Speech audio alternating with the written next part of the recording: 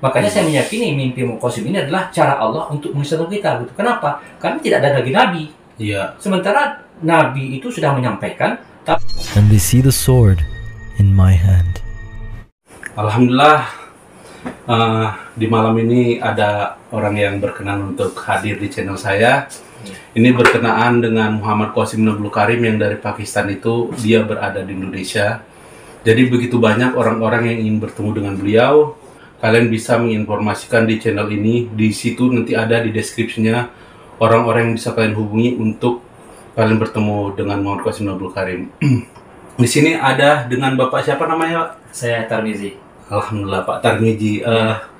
Pak Tarmizi ini asal dari mana, Pak? Saya dari Riau. Dari Riau, oke. Ya.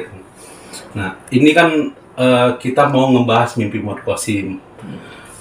Saya ingin tanya, Pak Tarmizi itu bisa tahu mengenai mimpi Muhammad Qasim ini awal-awalnya dari mana, Pak? Oh ya, Bismillahirrahmanirrahim. Jadi saya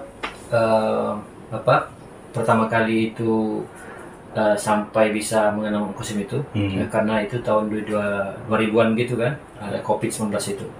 Jadi saya merasa COVID-19 ini adalah hal yang luar biasa gitu. Kenapa luar biasa?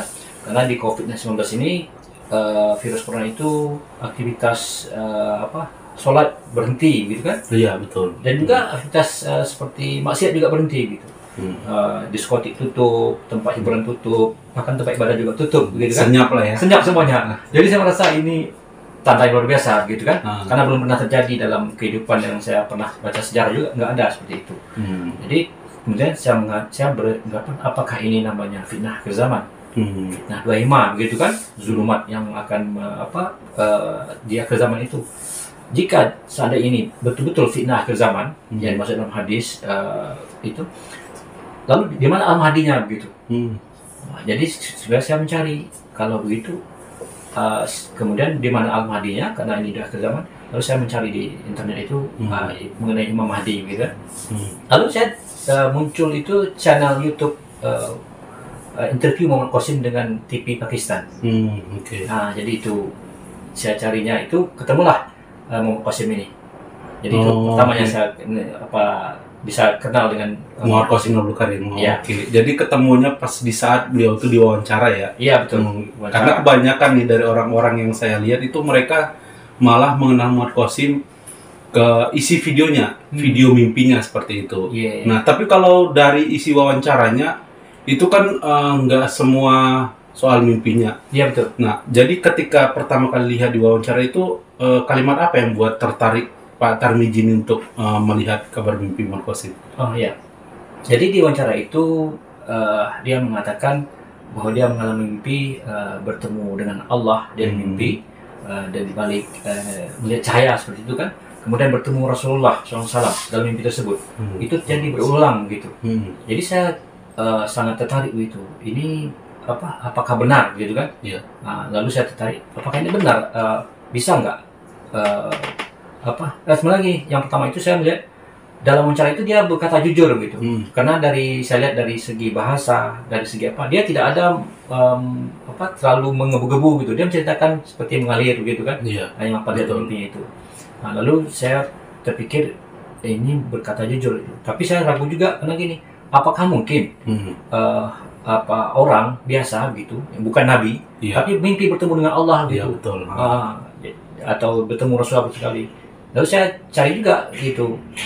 Setelah saya cari di internet itu ada ternyata seperti Imam Ahmad bin Hanbal, Imam Nawawi, kemudian Imam Ghazali gitu kan. Mereka mimpi bertemu Allah, bahkan Imam Ahmad sampai 100 kali gitu.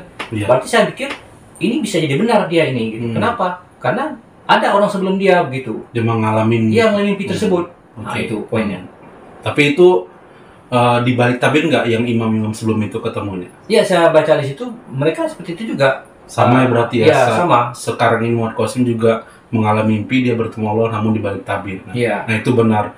Karena memang ada juga nih Pak yang beredar. Mereka menyangkanya ketika diucapkan oleh Muhammad Qasim dia bertemu dengan Allah, orang-orang menyangka itu bertemu langsung wujud asli Allah ya, seperti itu. Padahal bukan seperti itu ya. Dia tuh di balik tabir.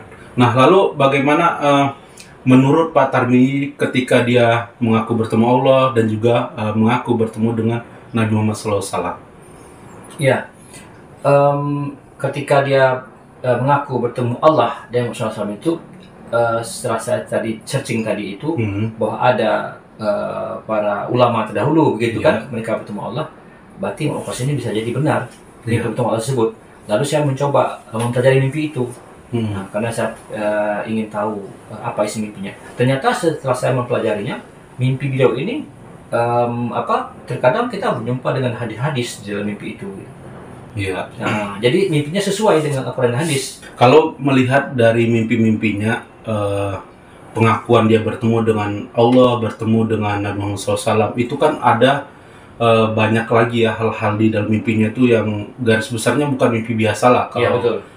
Yang saya ketahui, itu kan ada tentang kejadian-kejadian besar yang akan terjadi di depan di kemudian hari ya, seperti terjadinya Perang Dunia Ketiga, Ghazwatul Hind, munculnya Dajjal, turunnya Nabi SAW, Ya'juj Ma'juj, seperti itu ya, tanda kiamat. Itu kan untuk ulama ataupun Rasulullah SAW juga sudah pernah menyampaikannya. Iya, betul.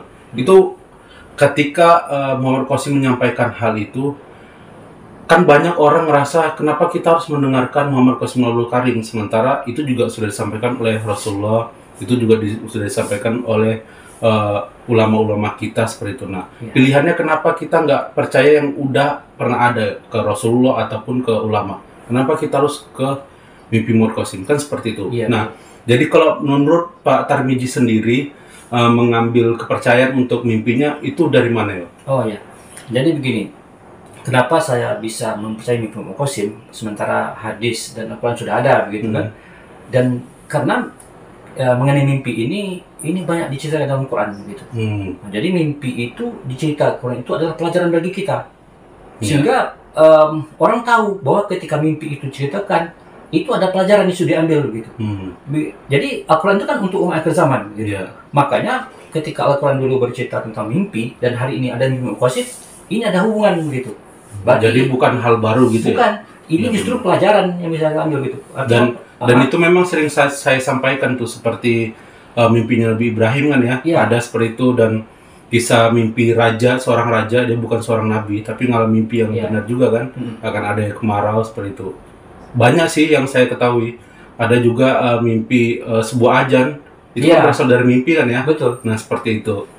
Nah, itu jadi memang ternyata mimpi ini di akhir zaman itu 1/46 bagian kenabian. Cuman sayangnya ulama kita nggak sering menyampaikan berita ini, sehingga ketika ada berita mimpi menyangkut hal-hal yang kejadian-kejadian besar ya di akhir zaman, orang kayak terasa asing gitu. Padahal ini sudah disampaikan oleh Rasulullah SAW kan, seperti itu.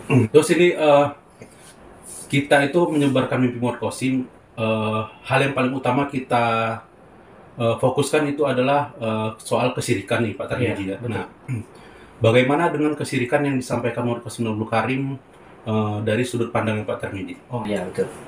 Jadi saya tertarik dengan mimpi Muhammad Qasim itu karena dia membahas masalah syirik ya. Kenapa saya sudah melihat juga banyak daripada orang berdakwah itu mulai dari sholat gitu kan. Sementara dasar fondasi Islam itu adalah syirik. Dan kita saking jauhnya dari Rasulullah sehingga kita bisa terjadi jauh dari petunjuk tersebut. Bahkan karena Rasulullah mengatakan bahwa syirik itu seperti semut hitam di atas batu hitam di malam kelam gitu. Jadi sangat mungkin kita terkena syirik. Nah, justru dengan tanpa diberitahu oleh Allah kita akan terjerumus. Makanya saya meyakini mimpi Muhammad Qasim ini adalah cara Allah untuk mengingatkan kita gitu. Kenapa? Karena tidak ada lagi nabi. Sementara nabi itu sudah menyampaikan, tapi sudah 1400 tahun yang lalu kan? Dan hari ini Muhammad Qasim mengatakan bahwa ada syirik modern. Karena syirik itu akan berubah terus, gitu kan? Nah, di zaman Nabi berkembang sesuai dengan zaman. Dan syirik modern itu di zaman Nabi dulu nggak ada. Dan sekarang ini zaman kita ada gitu. Dan kita tidak akan tahu tanpa Allah kasih tahu. Lalu bagaimana Allah ngasih tahu? Dan Rasulullah mengatakan tidak tersisa di kenabian melainkan mimpi yang soleh. Maka saya yakin seperti itu. Jadi inilah rangkuman yang dari Pak Tarmizi coba kesimpulkan untuk melihat kabar mimpi Muhammad Qasim ini ya, sehingga timbul kesimpulan untuk bisa percaya juga dengan mimpi-mimpi ini ya. Iya betul. Ya, alhamdulillah. Nah, satu hal yang ingin saya pastikan nih Pak Tarmizi, ketika Pak Tarmizi dapat meyakinkan kebenaran pada mimpi Muhammad Qasim Ini Pak Tarmizi dipaksa oleh seseorang atau tidak? Oh ya, gitu. Jadi saya dalam hal ini tidak ada dipaksa. Tidak ada. Nah, itu murni saya mempelajari dan saya minta petunjuk sama Allah gitu kan. Ya Allah, engkau lah yang Maha mengetahui begitu kan. Ya, sehingga betul. kalau ini benar maka beri saya ilmunya atau keyakinan gitu. Jika ini salah, beri saya juga keyakinan agar menghindarinya gitu. Iya. Jadi setelah pelajari dalam Al-Quran dikatakan bahwa ada al-mubasyirat begitu. Bahkan di hadis Rasulullah dikatakan mubasyirat itu adalah mimpi. Makanya saya meyakini berarti inilah yang disebut Rasulullah itu mubasyirat di akhir zaman.